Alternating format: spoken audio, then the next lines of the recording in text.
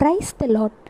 நம்ம ஒரு உணவு சாப்பிடும் பொழுது அதில் முக்கியமான மற்றும் முதன்மையான சுவை என்னன்னு கேட்டால் உப்பு சுவை தான். ஒரு உணவின் சுவையை அதிகரிப்பதும் அதன் சுவையை குறைப்பதும் உப்பு தான். ஆண்டவராகிய இயேசு கிறிஸ்து சொல்கிறார், நீங்கள் பூமிக்கு உப்பாயிருக்கிறீர்கள். அதாவது மத்தேயு 5:13, நீங்கள் பூமிக்கு உப்பாயிருக்கிறீர்கள். உப்பானது சாரமற்று போனால் எதினால் சாரமாக்கப்படும்? வெளியே கொட்டப்படுவதற்கும் மனுஷரால் மிதிக்கப்படுவதற்குமே ஒழிய வேறொன்றுக்கும் உதவாது.